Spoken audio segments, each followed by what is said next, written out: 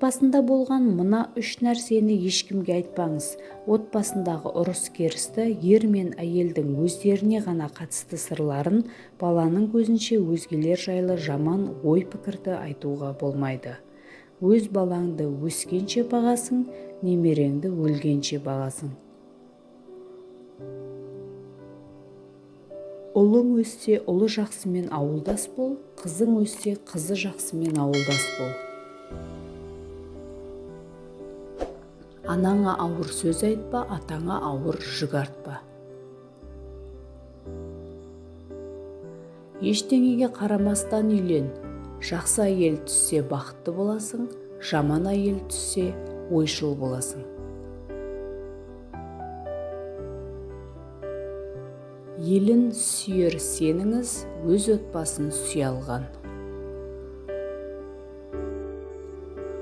Отбасы адам өмірінің тамаша жақтары жүзеге асатын, адамның ең басты шарттығы болып саналатын балалардың өсіп өмір сүретін орны.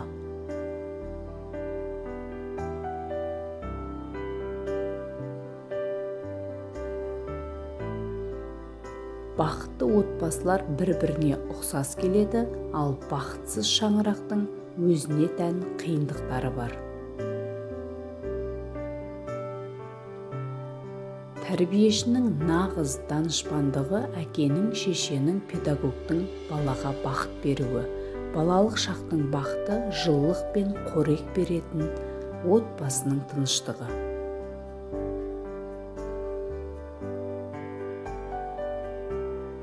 Отбасылық өмірде ірі зілзаладан аман қалу, ұсақ түйек кикілжіңнен құтылудан әлде қайда оңай. Жақсы отбасыда жазалау деген атмен болмайды. Ал бұл отбасы тәрбиенің ең дұрыс жолы. Әйел өзін сенімді сезінген жерде отбасыда берік, балаларының болашағы да жарқын.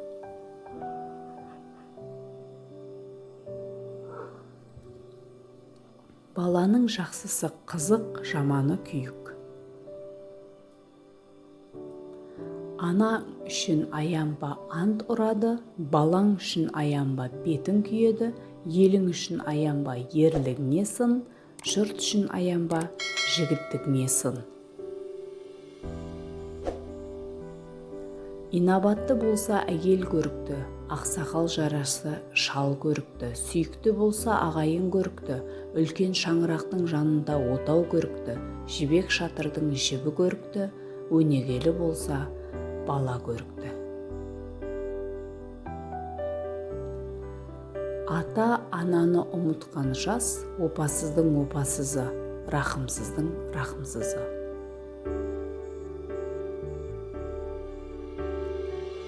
Адамның қалыптасуы бала кезден басталады. Жақсылық та адам бойында нақ сол бала кезде егіледі. Ол жылдар өте келе өніп шығады. Жақсылық ұрығының өніп шыққаны немесе оны жамандықтың арамшөптері басып кеткені сонда ғана белгілі болады.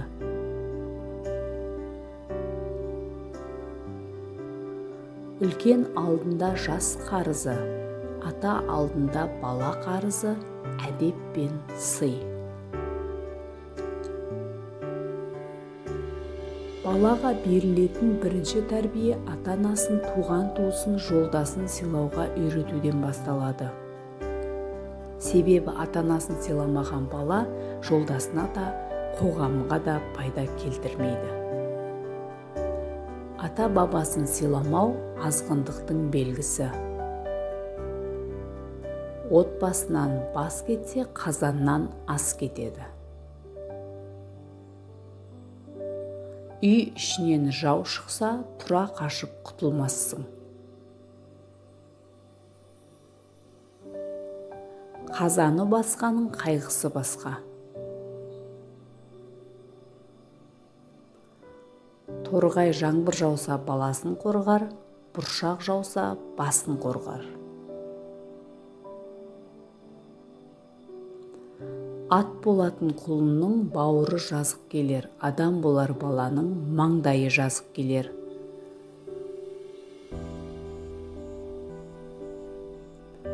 өз жұртың күншіл, нағашы жұртың сыншыл, қайын жұртың міншіл келеді.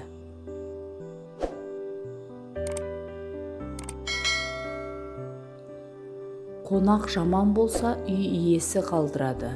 Үй иесі жаман болса, қонақ қыдырады.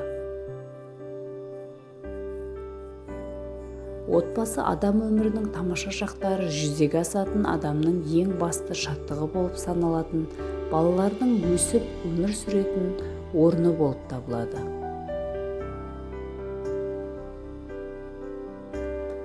Қазақ дәстүрі тек ата-ананы ғана емес, жалпы адамды сыйлауға баулиды.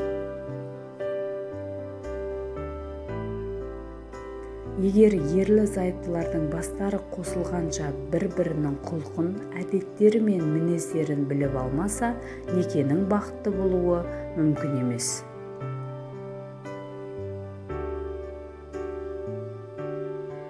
Отбасылық тұрмыс және махаббат мәселесінде қашанда адамның жалпы қабілеттері, саяси және адамгершілік тұрпаты, оның дамуы, жұмысқа қабілеті, адалдығы, өз еліне шексіз берілуі, қоғамға деген сүйіспеншілігі шешуші рөл атқарады.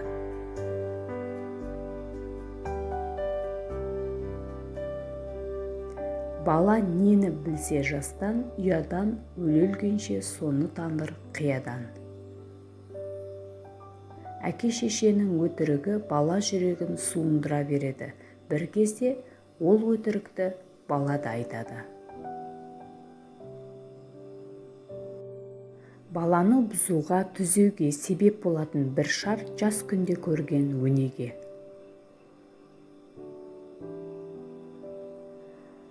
Атасынан ақыл алса, тентек ұл да жөнделер. Ата-ананың ақылы қазулы қара жолмен тең. Әйелдер адамды бесігінен бастап баулиды. Өмірдің іргетасы солардың қолдарымен қаланады.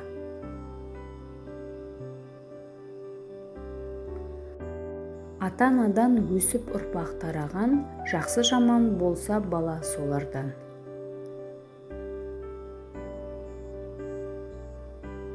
Қатты тәртіп көрсе бала күнінде, өнерімен қуантады түбінде. Жақсының басына іс түссе, отбасына білдірмейді.